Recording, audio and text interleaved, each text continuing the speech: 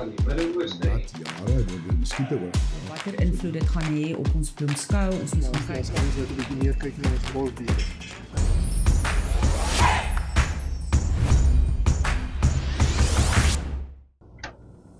Ja, dit is weer lekker om met die boere te gesels en vandag is dit sommer goeie nuus want alles lyk op dit nou vir die boere beter begin werk.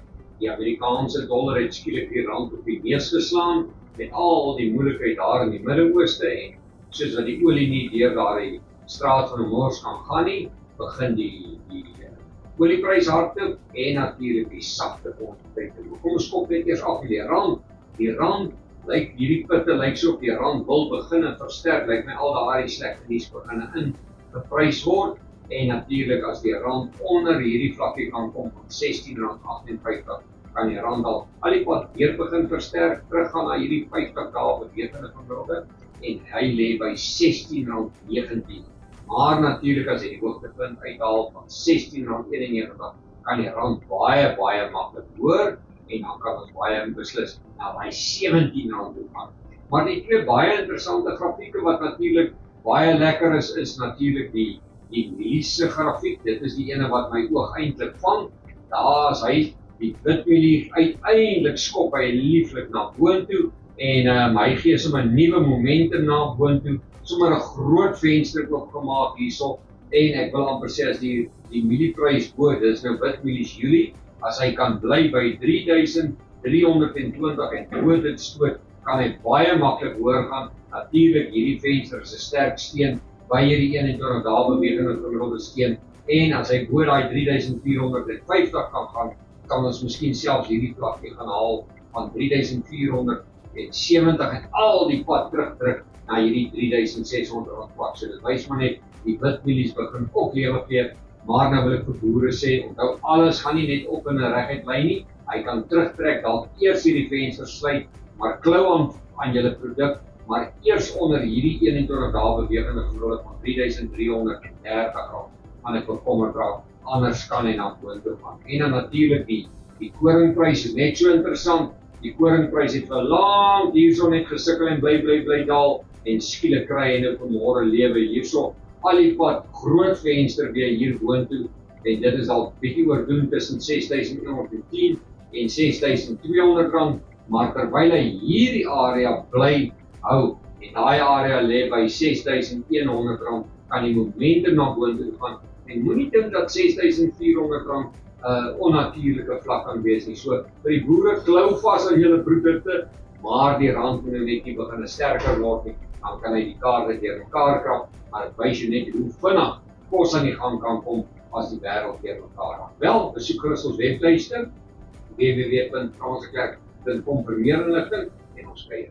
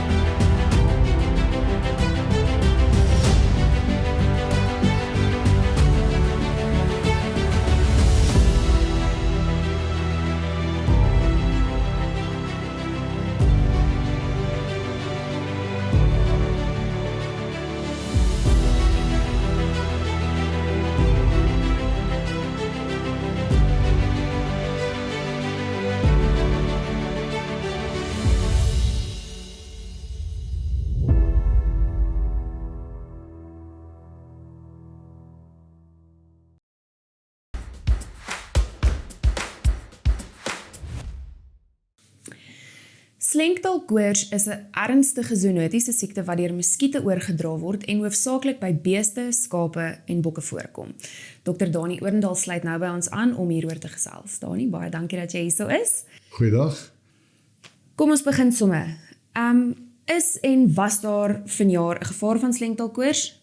Waarom en hoe versprei dit?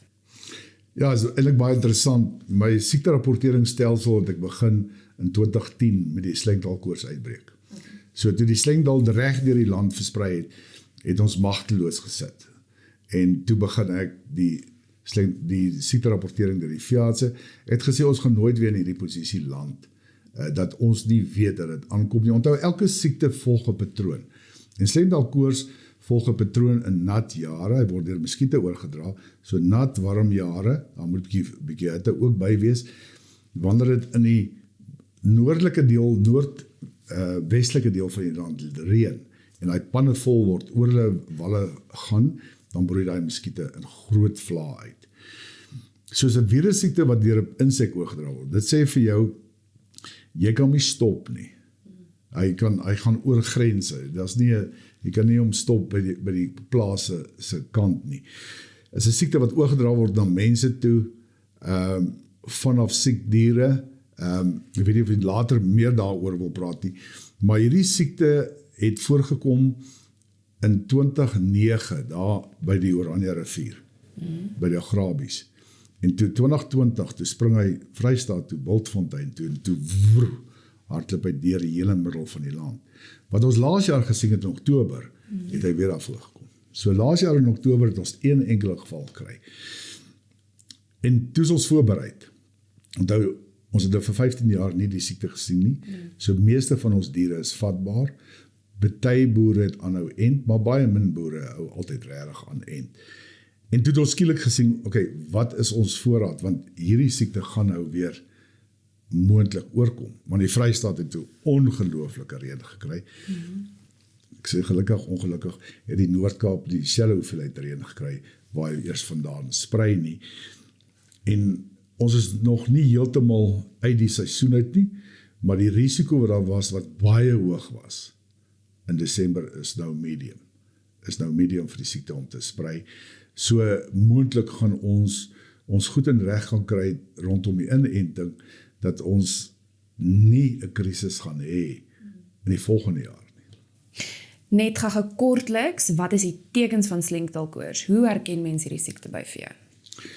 Ja, die diere wat die ergste aangetast word, skape, bokke tot die mate, maar skape, waar ons aborsiestorms kry. So die dragtige ooe aborteer, maar sommer 'n groot hoeveelheid van hulle per dag.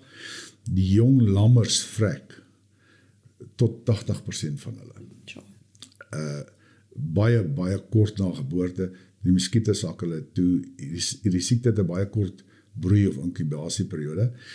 In vleisbeeste meestal aborsies, minder vrektes, maar kalvers kan ons ook 'n vrekte sien, maar die skape word hoofsaaklik aangetast. Baie aborsies, jy sien nie siektetekens nie, as jy hom sien is hy dood, of jy sien aborsies.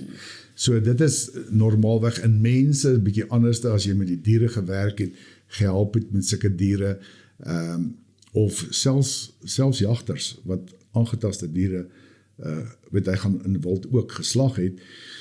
As die virus oorgedra word, is daar 'n klein persentasie van mense wat erge simptome kry, kan breinvlies ontsteking kry, dit voel soos griep, dit is maar net soos griep, die simptome, en dan is daar 'n paar wat oogaantasting kry, met retinale loslating wat blind word. En dan in die ergste geval met die breinvliesontsteking kan jy ook sterftes kry. Ons het in die vorige uitbreek was daar 'n hele klop sterftes van mense, en onder andere, ek dink 2 veeartse ook. As jy praat van vorige uitbreek, was in 2010. Okay, 2010. Okay. Soos dan nou met baie ander siektes, weet ons, voorkoming deur inenting is eintlik die enigste linie van verdediging. Is ons gerad vir inenting en waar moet die entstof vandaan kom? So hierdie siekte, toe ons hom eerste keer gediagnoseer het, vroeg in 1900s, het onderstepoort baie hard aangewerk om 'n enstof te kry. En toe 'n enstof ontwikkel in 57, die Smith-Binn stam. So dit was 'n stam gewees wat 'n lewendige stam is, jy kon 'n lewendige enstof maak. sonder dat hy die siektetekens gee en 'n relatiewe goeie immuniteit opbou, maar jy kon hom nie gebruik in dragtige diere nie. Hy het nog steeds aborsies veroorsaak. Toe het hulle 'n dooie variant daarvan, daai Shelly-1 het hulle geïnaktiveer, wat ons in dragtige diere kon gebruik. Dit is ons vandag nog gebruik. So onderste poort, toe ons sien hierso kom die ding, het ons na onderste poort gegaan en sê, wat is julle voorraad? En al daai stadium het hulle voorraad van 800,000 gehad in die dooie geïnaktiveerde enstof. Die veeartse en die boere het dit alles opgeneem. So enstof wat jy by die veearts of by die koöperasie kan bestel. Okay. Hulle het dit verskriklik vinnig opgeneem, geënt, en ons onderste het gevra, wat nou, waar is die volgende? Toe het hulle beloof, die lewendige een gaan na 2 miljoen dosisse van wees, maar dis 'n teelseisoen, na die teelseisoen, ons kry dragtige diere by ons die geïnaktiveerde enstof nodig. Design Biologics het ook die geïnaktiveerde enstof gemaak, en hulle het toe die registrasie ingedien wat hulle 4 jaar gevat het, om die registrasie te kry. En toe het onderste poort 'n dispuut met hulle verklaring gesê, maar die stam wat hulle gebruik, is die stam wat deur onderste poort in die 60s geontwikkel is, en net hulle mag dit gebruik, alhoewel hulle nie genoeg enstof kan maak nie, want toe sit ons met hulle eerste voorraad wat klaar is, die tweede voorraad was 400,000 dosisse, en ons het 18 miljoen dosisse nodig. Maar hulle verklaar 'n dispuut met iemand anders wat die enstof wil maak. Dit was absoluut belaglik.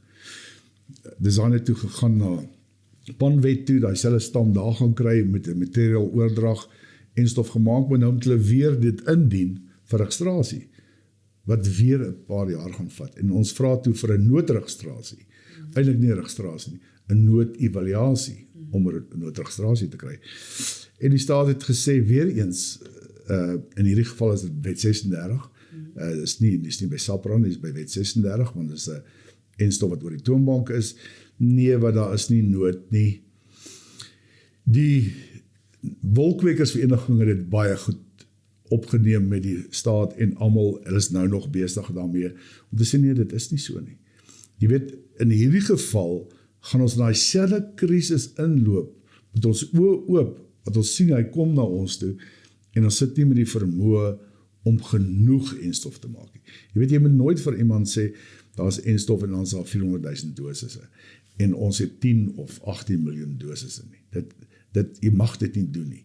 Dan moet jy liewer sê, luister, ons kan nie meer maak nie. Wil julle nie dalk vir ons op kontrak meer maak nie, of doen hierdie noodregistrasie van Design se enstof, hulle het die vermoë om 4 miljoen, 8 miljoen in 'n maand te maak.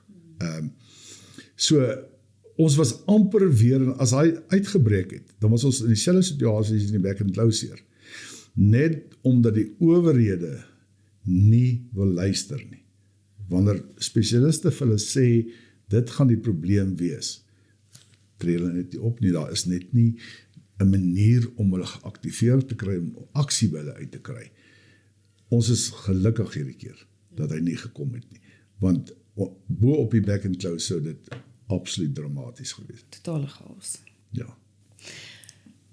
Hoe moet veeprodusente hulle kuddes teen die siekte verskans? Wat is die stappe? En wat staan 'n boer te doen indien hy of sy slengtelkoors in hulle kuddes vermoed?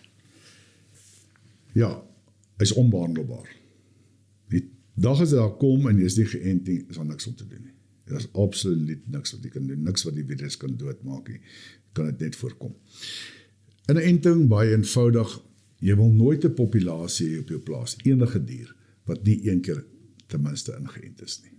So, as boere hierdie jaar nou wil 'n les leer, dat ons nooit weer na die situasie kom nie, is om nou in die winter seker te maak, as er genoeg dooie enstof is, of as die diere klaar gekalf of gelam het, om het ten minste een keer in te ent. Want ons weet nie wat volgende jaar gaan gebeur nie. Dis die eerste beginsel. Alle diere moes een keer ingeënt word. Onthou, wanneer die dier eerste keer geënt word, nog nooit voorheen aan die virus blootgestel, van het 2 weke om immuniteit te ontwikkel. Dit is 'n lang proses, waardeur die immuunstelsel moet gaan, en dan beskerm hy die dier. As die dier al ooit blootgestel was, het hy geheueselle, en jy gee vir hom 'n herinenting, binne 2 dae te immuniteit. Hy aktiveer net die geheueselle.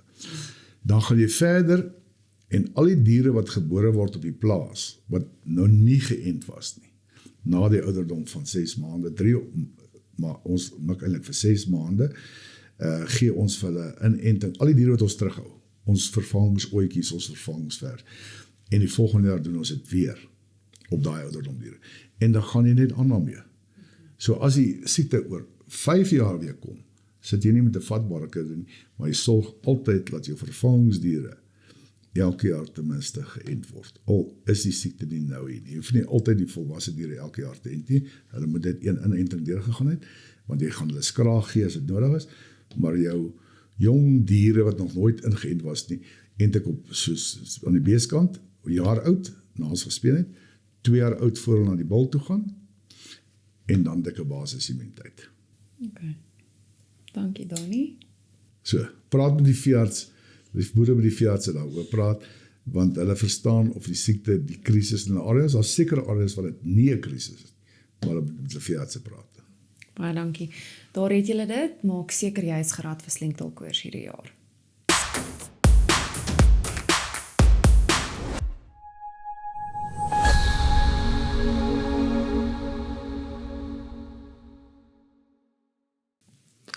Die bloemskou vind vanjaar vanaf 23 April tot 2 Mei plaas en beplanning is lank reeds aan die gang.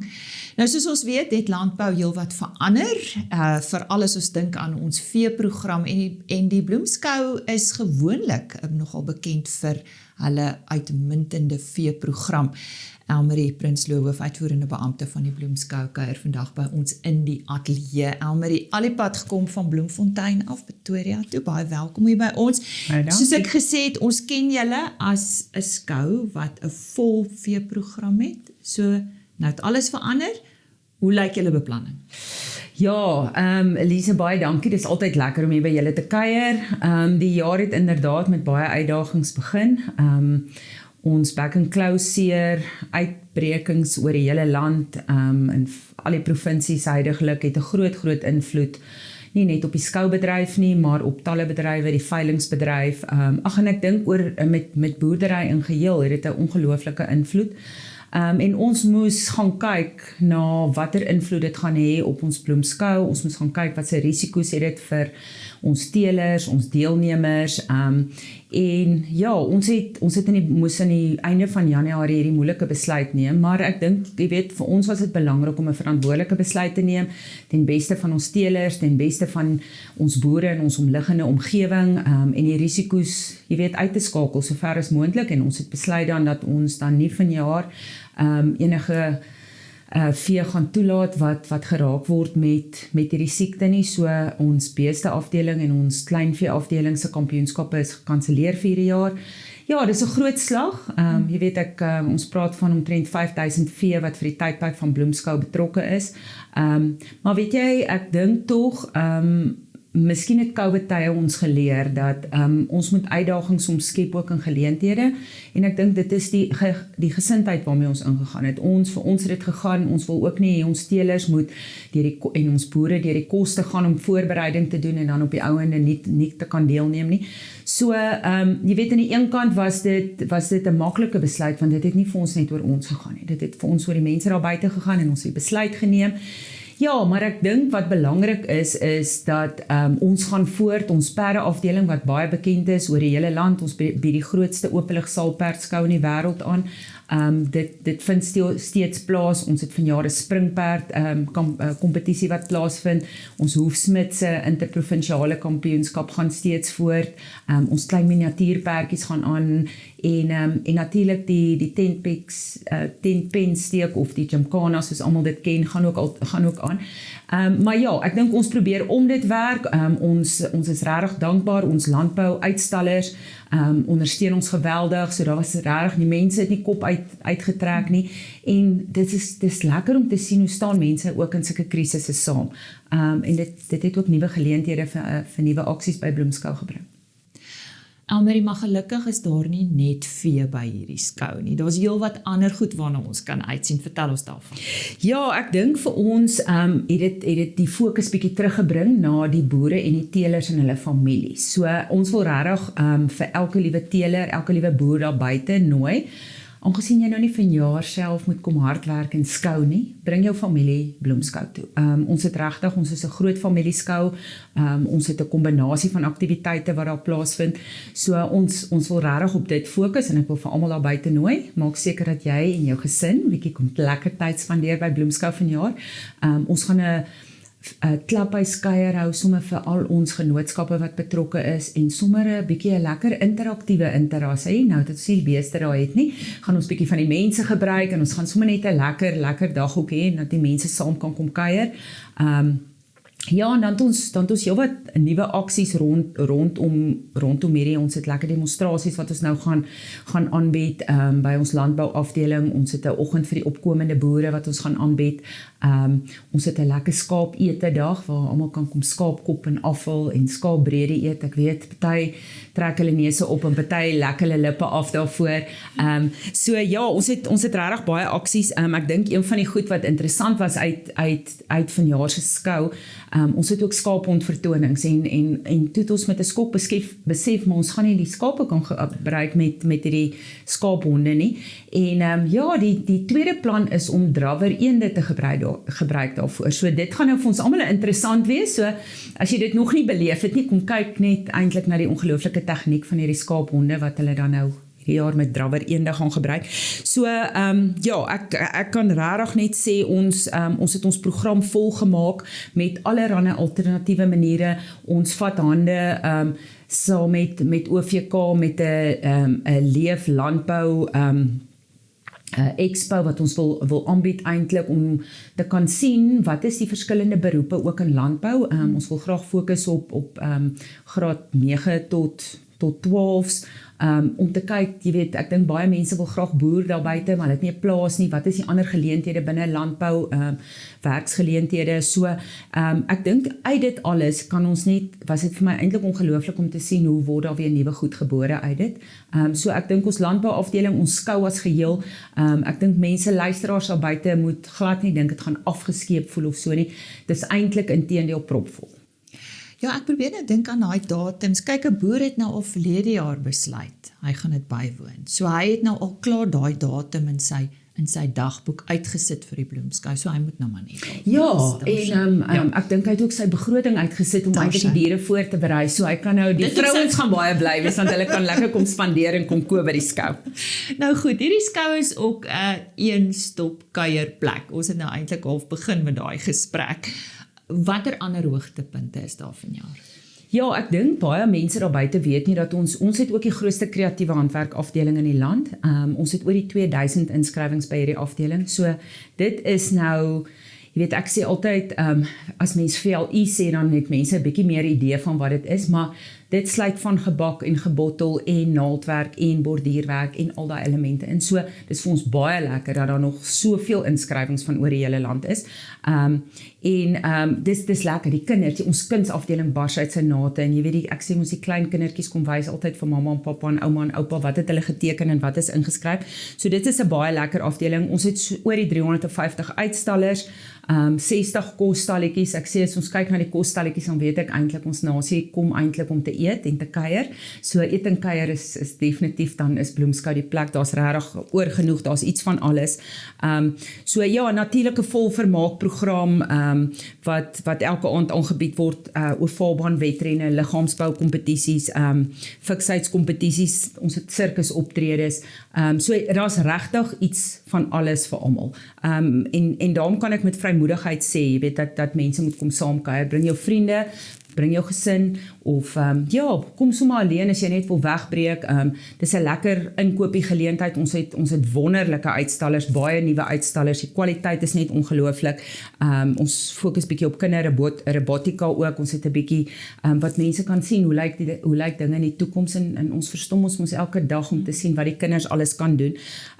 So 'n propvol skou, regtig waar ek wil almal daar buite uitnooi. Ek dink dit is dalk nodig in hierdie tyd wat ons ingegaan het in hierdie begin van hierdie jaar. Ek dink mense vat maar 'n bietjie van 'n negativiteit met alles wat gebeur het. En partykeer is dit nodig dat ons onsself net toelaat om so 'n bietjie weg te breek en te kom lekker kuier.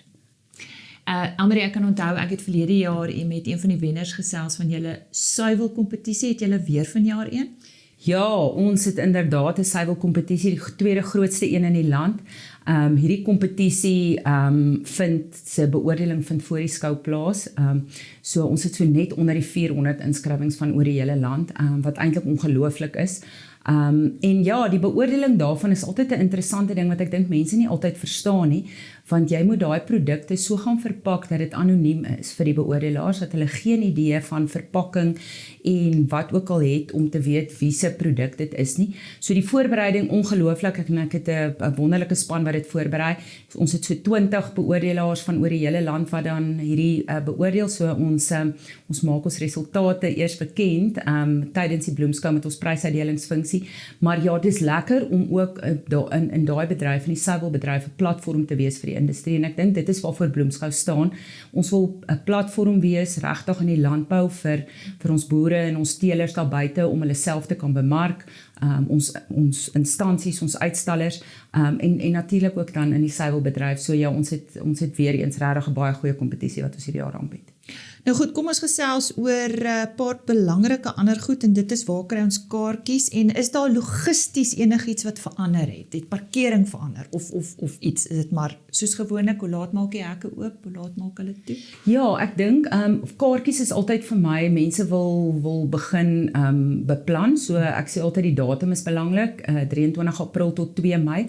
Ons kaartjieverkoop is reeds oop, ons werk deur CompuTicket, so jy kan op hulle aanlyn koop by enige van die Checkers of Shoprite winkels, jy kan deur ons website dit aankoop. Ons het vanjaar ook ons kaartjieverkope vroeg oopgemaak, so jy weet, ek dink mense besef nie altyd, mense het maar begroting, so ek moedig mense aan, koop elke maand dan een kaartjie vir jou gesin, solank teen die tyd wat dit skou is jou toegang gedek en jy kan net lekker kom kuier. Jou toegangskaartjie gee jou toegang tot die vermaak, so jy hoef nie ekstra te gaan betaal binne nie. Ons het lekker 32 ritte op ons pretpark, ek dink die kinders sien die meeste uit na dit. So ja, ons kaartjies, ons het ander opsies, ons het spesiale aanbiedinge as jy vroegtydig kaartjies koop, ook in die pretpark. So hou gerus ons webtuiste dop. Ek dink daar's soveel goed wat ek kan noem, maar dit is dalk te veel vir almal om te onthou. So bloemskou.co.za is jou plek waartoe jy moet gaan. Daar gaan jy die programme sien. Ons Salperde se detailprogram is reeds gelaai daar. Al die spesiale aanbiedinge. Ja, en ek wil die mense uitnooi. Kom kyk, kom kuier saam met ons. Jy weet, ek dink ons bied regtig die geleentheid. En ek wil sommer net van die geleentheid gebruik maak ook vir al ons boere, ons teelers daar buite, om te sê, weet jy wat, is in tye soos hierdie wat ons hande vat, ons staan saam, ons bid vir mekaar, en ja, ons gaan 'n nog groter en 'n nog beter 2027 Bloemskou aanbied, want dan glo ek eintlik gaan ons dinge bietjie meer onder beheer hê aan die back and closure kant. Nou ja, ek gaan nou nie meer sê nie.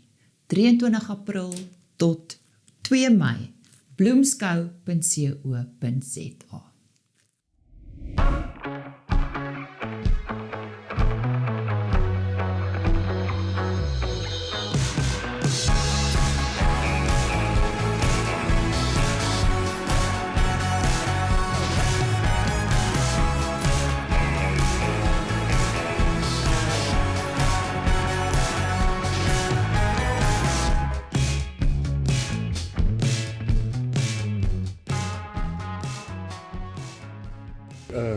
Kampioenskappe op die Williston-skou is ook altyd 'n groot geleentheid, en Wilhelm Steenkamp is die organiseerder daarvan. Wilhelm, hoeveel teelers het julle verjaar en hoeveel diere is aangeskryf? Môre om Koos, ons is verjaar baie bevoorreg, ten spyte van al die uitdagings met die back and claw en al die dinge daar buite, het ons verjaar 9 vertoners en ons het 253 bokke wat ingeskryf het vir die Noord-Kaap Boekkampioenskappe. Nee, dis wonderlik, né? Nou, wat beteken dit vir 'n teeler om as 'n kampioen hier gekroon te word? Nee, ek dink definitief die ouheid, dit is mos sy trots dat hy heel jaar sy bokke voorberei en sy bokke wil tentoonstel aan die publiek en aan die mark daar buite. So ek is baie sal ek sê gelukkig dat ons vir die vertoners so 'n platform kon geskep het ten spyte van al die skou wat opgestel is. Goed, dus laat ons vir die vertoners kon nog steeds 'n geleentheid gegee het om hulle bokke tentoon te stel vir die publiek en vir die mark. En die teelers wat kom, is dit maar hoofsaaklik van Williston of kom hulle van redelik wyd oor die Noord-Kaap? Nee, kyk, soos ek gesê het, dit is die Noord-Kaap klapkampioenskappe wat ons hier aanbied. So dis oor die hele Noord-Kaap, bo uit die Kalahari uit, Kuruman, Katoo, Kimberley, Bridgetown. Dis een vertoning van Wollaston. En ja, daar's letterlik van die hele Noord-Kaap af is daar iemand wat gekom het. Goed, so ons het die hele Noord-Kaap gedek, as ek dit so kan stel. Nou wat is standaarde gebruik jy beoordelaars om die kampioene uit te wys? Ek moet eerlik sê, gister was daar van die klas wat die beoordelaars maar, hoe sal ek sê, kop gekrap het en lank gevat het om hulle plasings te maak. Goed, en nee, kyk, die standaard is vir jaar baie hoog. En ek moet sê, in die Noord-Kaap, die room van die room was hier gewees. So, nee, dit gaan maar oor die bouvorm, die kwaliteit van die bok, die tipe bok. Ja, hulle het hulle kriteria's wat hulle gebruik om die plasings te maak, en ek glo hulle het 'n goeie job gedoen vir jaar.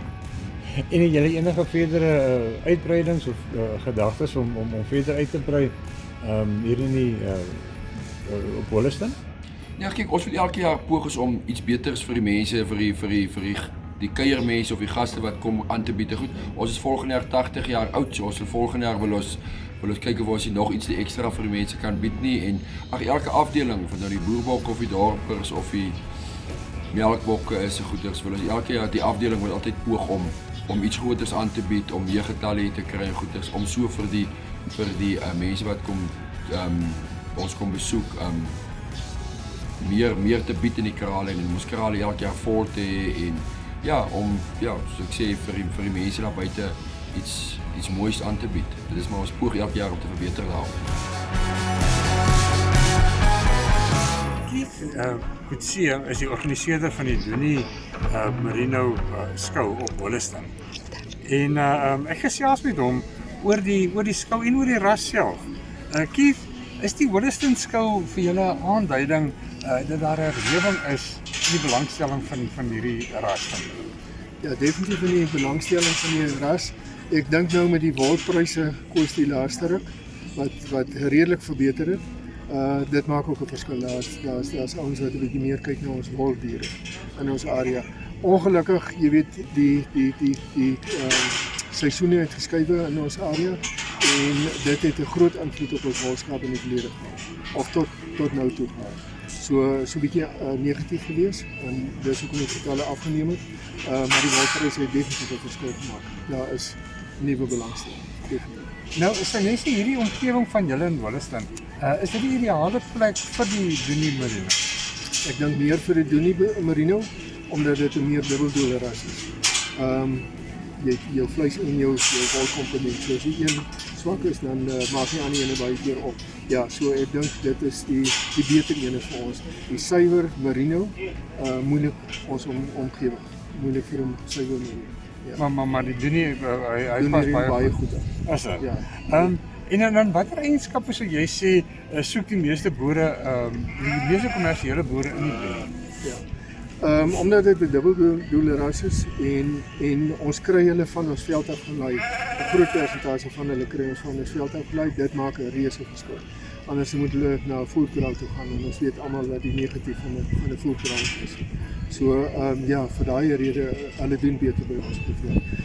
Ons moet versigtig wees in ons deel om te groot te gaan met die karkasse. En jy weet, ons so 'n medium, ek wil sê so om by 60 kg daarom vir 'n droogooi, dis die ideaal. Van ons ander vleisrasse is groter as dit, en ons sit aan.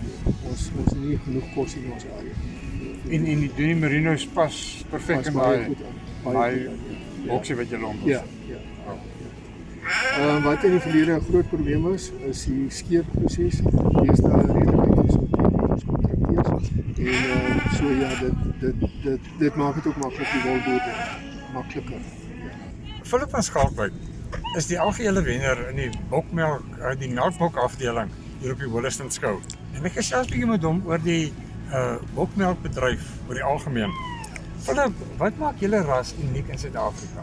Ja, ons gebruik hoofsaaklik ons bokmelk om Hanse groot te maak, veral meerlinge by die skaap. En daar's 'n vraag vir melkbokke, veral by rasse soos die boerbokke of Angoras wat ook baie geneig is vir meerlinge om te help om die lammers groot te maak. So dis 'n goeie kunsmoeder wat jy gebruik, jy het die bottles en ons laat drink sommer die lam direk aan die ooi, so dit is jou hygiëne sny jy baie uit op, so ja, dit is waarvoor ons het gebruik, maar in Suid-Afrika is die melkbok is 'n bietjie minder as vroeër jare, waar dit meer op plase vir menslike of drankmelk gebruik was, maar dit word nog in unieke gevalle gebruik waar kinders allergies is vir poeiermelk of koeimelk, so dan gebruik jy ons ook melk en dan is die fabrieke wat ook nog of groter melkerye wat nog kaas en so maak, maar dit is 'n baie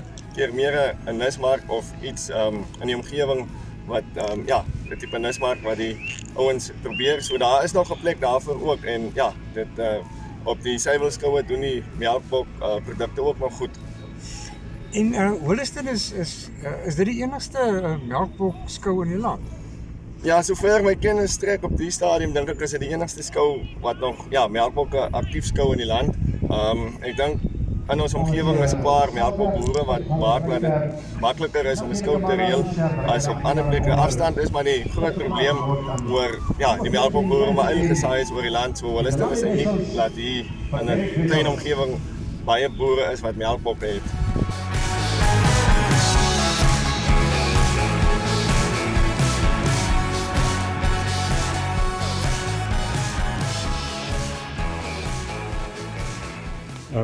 Sonja Barton is die organiseerder van die jeugskou op Wolliston en dit is ook al deel van die skou se suksesse. En ek het 'n bietjie met haar gesels oor die skou self. Sonja, hoe ervaar julle die deelname? Is daar 'n groei in die deelname oor die afgelope paar jaar? Definitief. Ek voel die afgelope 3 jaar het al hoe meer kinders eintlik begin belangstel in jeugskou en om met die diere te werk. En waar kom die kinders vandaan? Die kinders kom van die Weskaap af, van hulle kom plaaslik. Soos al ons skole in die dorp het ingeskryf, Calvinia, Carnarvon. Party van hulle kom so ver as Kakema, so hulle kom redelik van ver af. Nou, hoekom dink jy is die jeugskou belangrik vir landbou spesifiek? Wel, dit stel kinders op 'n jong ouderdom bloot hoe om met diere te werk en om 'n liefde te vorm vir landbou. En en dit leer hulle soveel vaardighede ook saam met dit. Nou jy sê nou dit leer hulle vaardighede. Wat leer hulle dit of wat leer 'n kind wat hy nie in die klaskamer sou geleer het? Dissipline, selfvertroue, stiptelikheid, verantwoordelikheid. Hulle is verantwoordelik vir hulle eie dier. So hulle moet die diertjie was, hulle moet hulle moet roetine ook. So dit is baie hulle het eintlik baie klein goedjies wat jy ook later in jou lewe sal nodig. En dan net die laaste vraag. Baie ouers wil graag die kinders wil betrokke wees, maar die ouers kop partykeer teë omdat dit net maar 'n klompie geld kos en so aan. Wat is jou boodskap vir ouers van kinders wat graag aan die jeugskou wil deelneem? My boodskap sal wees, as jou kind 'n passie het, ondersteun die kind, want baie kinders kan nie kontaksport speel nie en jeugskou is 'n manier vir hulle om ook deel te wees van 'n span en ook deel te wees van iets.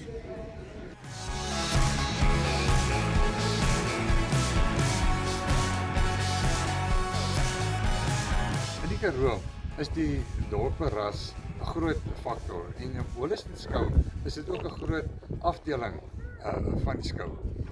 En ek gesels vandag met Frans Lou, hy is die organiseerder van die dorper afdeling. As julle 'n veldskou het julle sekere standaarde wat julle gebruik of is dit van dieselfde? Ja, ons werk op dieselfde riglyne as 'n gewone skou, as 'n gewone dorperskou. Al wat ons hier anders gemaak het is ons het groepies van 5 gemaak om dit vir die boere makliker te maak as hulle van die plaas af kom, omdat sulke lang afstande is, dat hy net as hy nou 2 groepies onder sê nou maar 'n groep onder 40 en 'n groep bo 40 wil inskryf, kan hy 2 groepies inskryf. En agterop sy bakkie bring, nou hoef hy nou nie 'n water bring en al daai probleme wat die mense mee sukkel het. Soos hulle sukkel maar met die lang afstande. Want omdat hulle heel naweek ook hier is om skou te hou, anders moet hulle klomp voer saambring en dis 'n hele groot stories. Dis kom ons met kleiner gemaak net vir gerieflikheid te onthou. En hoeveel teelers het julle vir jaar bedryf? Ons het 8 teelers van die jaar. Maar we plan om volgende jaar heel wat meer teelers van alles by kan nou eers daar oplossen. Frans, iets wat ek optelde is hierso by die skou is dat wel die Noord-Kaap goeie reën gekry het. Hulle hierso in Wolliston omgewing nie regtig so baie goeie reën gekry. Nou, die dorpe ras wat julle nou so breek, hoe vaar hy so in julle omgewing en veral met die droogtes toestande? Ek sal sê hy vaar baie goed. Ons binne ons kan alles veld met 'n dorp wat weer goed op ons baie rande veld is so uitklip rande, hy vir die grasveld, bosveld. Ja, so ek dink hy vaar baie goed en met die slaglamp kompetisie kan jy sien dat die dorp is ook gewoonlik onder die top 5 val. So ja,